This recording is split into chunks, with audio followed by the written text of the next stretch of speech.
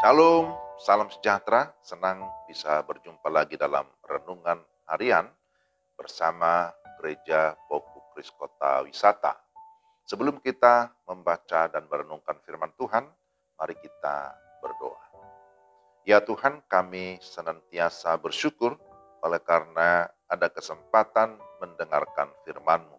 Kami memohon supaya Roh Kudus menerangi hati kami, sehingga kami dapat mendengar firman-Mu dengan baik, dan setelah itu kami dapat melakukan dalam hidup kami. Dalam nama Tuhan Yesus kami berdoa. Amin. Firman Tuhan dari surat Rasul Paulus kepada jemaat di Roma. Roma pasal 15 ayat 13. Semoga Allah sumber pengharapan memenuhi kamu dengan segala sukacita dan damai sejahtera dalam iman kamu, supaya oleh kekuatan Roh Kudus kamu berlimpah-limpah dalam pengharapan. Renungan kita saya beri tema pengharapan orang Kristen. Akhir-akhir ini sering kita dengarkan berita tentang orang-orang yang mengalami kehilangan pengharapan, putus asa, stres, depresi, bahkan ada yang bunuh diri. Mengapa hal itu bisa terjadi? Karena dia memiliki atau mengalami banyaknya tekanan hidup di dalam hatinya, di dalam kehidupannya, sehingga membuat kehidupannya serasa mengalami kebuntuan dan tidak ada solusi. Saudara, di dalam Alkitab ada banyak ayat yang berbicara tentang pengharapan. Salah satunya adalah Roma pasal 15 ayat 13 yang baru saja kita dengarkan. Ayat ini memberikan penegasan bahwa orang Kristen atau orang percaya memiliki pengharapan yang pasti, yang bersumber dari Allah. Ayat ini dimulai dengan kalimat, semoga Allah sumber pengharapan memenuhi kamu dengan segala sukacita dan damai sejahtera dalam iman kamu. Jadi saudara-saudara, ayat ini memberikan penegasan bahwa Allah adalah sumber pengharapan. Pengharapan tidak bisa dipisahkan dengan iman. Harapan dan iman selalu bergerak maju, mengarah ke depan. Oleh karena iman, kita memiliki pengharapan. Dan pengharapan adalah satu kata yang mengikat kita kepada pengakuan kita. Sebagai contoh, jika saya berkata, saya percaya bahwa Yesus adalah Tuhan dan Juru Selamat, maka saya memiliki pengharapan yang pasti akan keselamatan. Jadi ada beberapa prinsip yang harus kita perhatikan. Seperti apa pengharapan orang percaya? Pertama, bahwa pengharapan itu bersifat pasti. Saudara, hari demi hari terasa begitu cepat bagi orang yang menghitung waktu sebagai kairos atau kesempatan ataupun peluang. Tetapi akan terasa lama bagi orang yang menghitung waktu hanya sebagai kronos atau rutinitas. Tentu saja tiap-tiap hari kita punya pengharapan. Ada yang terwujud dan ada yang belum. Tapi jangan berhenti berharap kepada Tuhan. Pengharapan merupakan sisi rohaniah di dalam diri setiap orang percaya. Dan di dalamnya ada kepastian karena sumbernya adalah Allah sendiri.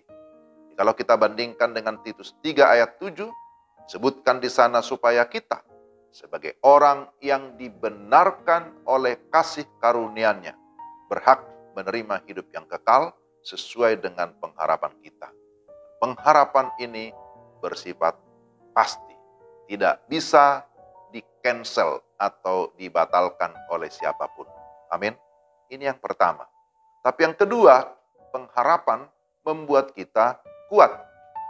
Di dalam Ibrani 6 ayat 19 disebutkan bahwa pengharapan itu seperti sauh yang kuat dan aman bagi jiwa kita.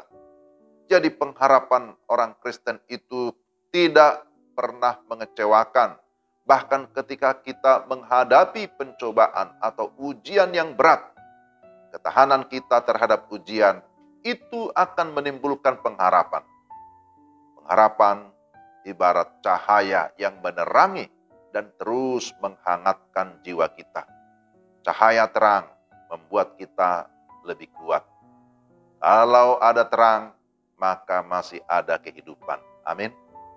Dan yang ketiga, pengharapan tidak membuat kita pasif. Itulah sebabnya kita berjerih payah dan terus berjuang. Karena kita menaruh pengharapan dalam Allah yang hidup. Demikian 1 Timotius 4 ayat 10. Jadi, saudara, ketika kita memiliki pengharapan, itu tidak membuat kita menjadi diam saja. Kan saya punya pengharapan, maka saya tidak perlu berbuat apa-apa. Tentu tidak demikian. Jadi, seperti saya sebutkan di awal bahwa pengharapan itu dihubungkan dengan iman. Maka orang yang beriman, dia harus terus aktif melakukan tindakan-tindakan yang sesuai dengan iman. Jadi, jangan mau digeser dari pengharapan Injil. Ini berarti bahwa orang Kristen harus proaktif, giat bekerja, semangat melayani, dan tekun melakukan hal-hal yang baik, hal-hal yang positif, hal-hal yang berdampak, atau yang disebut menjadi berkat bagi orang lain. Maka dengan iman kita yakin bahwa pengharapan kita akan nyata. Dan orang yang berpengharapan, dia akan terus mampu untuk hidup bersyukur, untuk terus mau beribadah sekalipun ada kesulitan-kesulitan. Jadi milikilah pengharapan di dalam nama Tuhan kita Yesus Kristus. Maka kita akan mengalami yang namanya damai sejahtera, tetapi juga memiliki sukacita.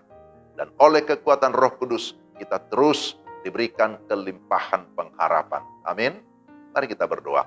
Tuhan, terima kasih untuk firman-Mu hari ini.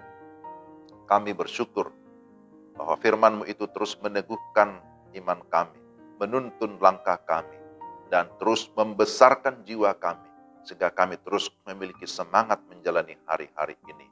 Terima kasih Tuhan, kami memiliki pengharapan yang pasti. Kami memiliki sebuah kepastian oleh karena Allah sendirilah sumber pengharapan kami. Terima kasih untuk firman-Mu.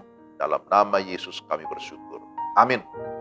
Sampai di sini renungan kita hari ini. Tuhan memberkati saudara-saudara sekalian. Shalom.